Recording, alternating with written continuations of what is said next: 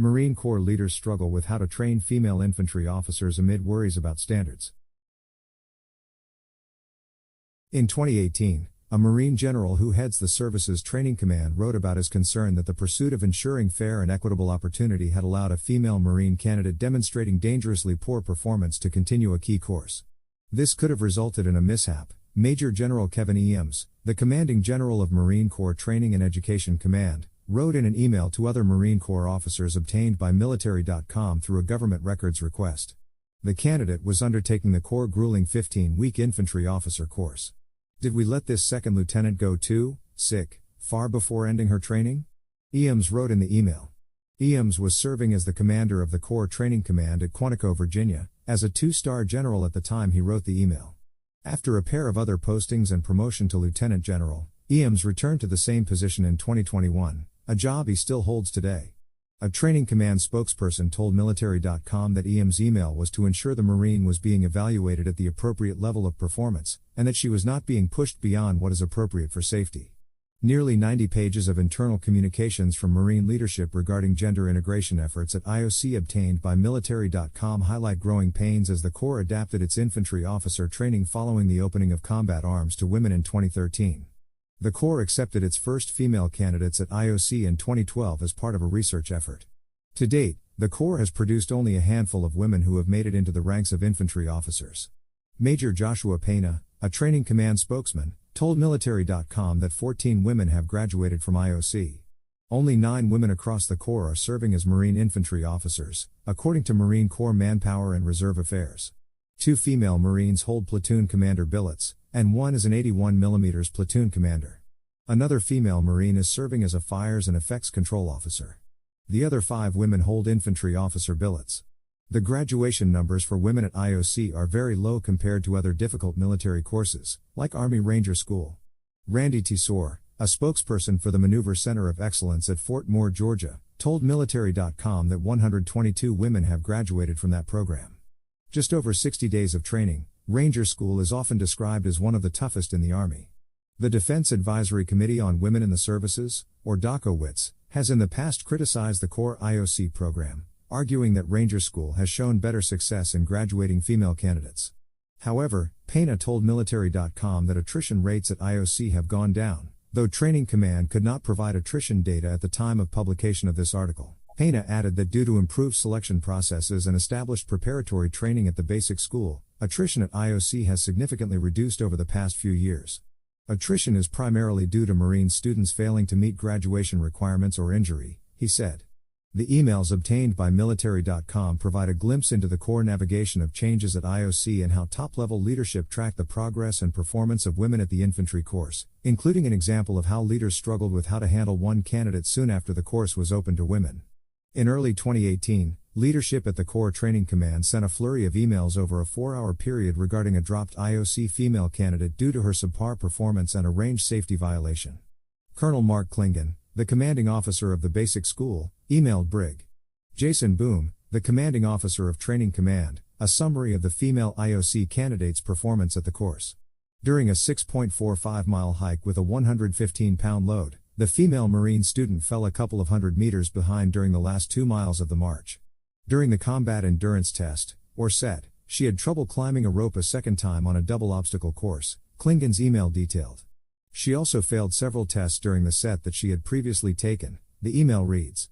The SET, renamed the Combat Endurance Assessment, was dropped as a graduation requirement in 2017, but is used as an assessment tool to gauge a student's ability to graduate IOC. The SET became an IOC graduation requirement in 2012. At a Basic Skills live fire event, she demonstrated the inability to manipulate her weapon and completely failed to clear a bolt override malfunction at the malfunction test station.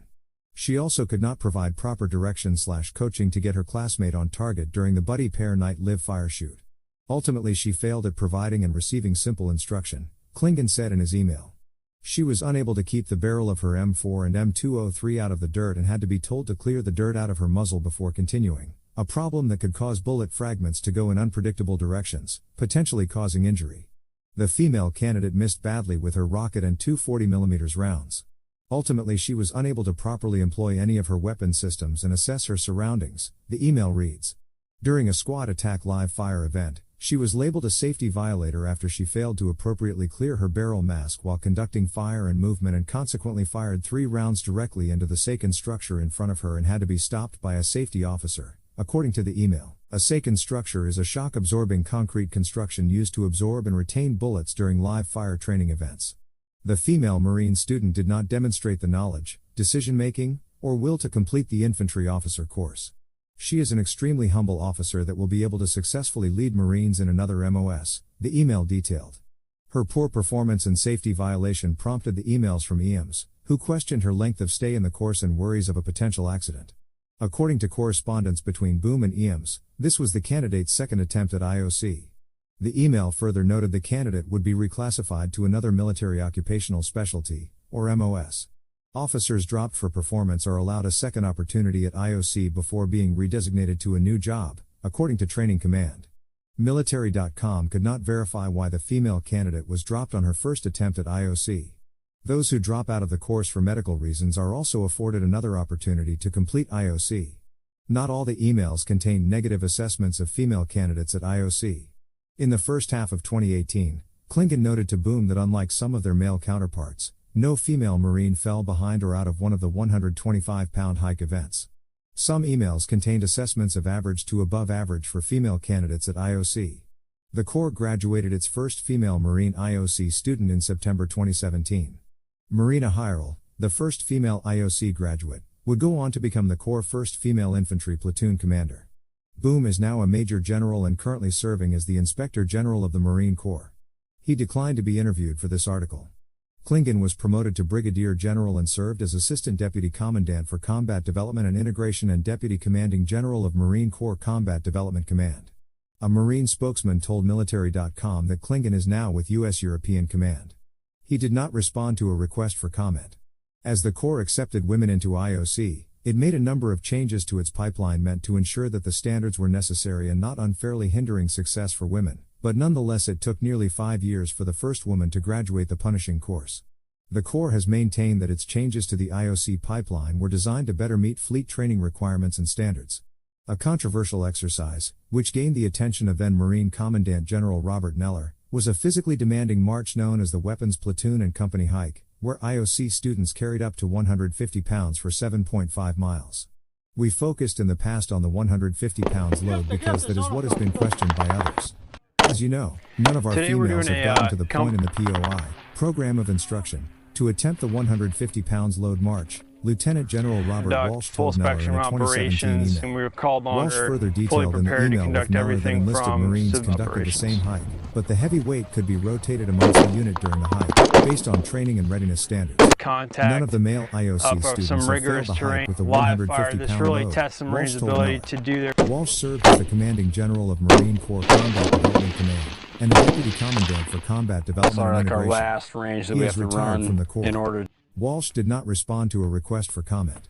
that we've Neller learned so retired far from the Corps and after really handing the reins of gets us ready Commandant for to General David Berger in 2019. Military.com reached out to Neller and did not receive a comment at the time of publication.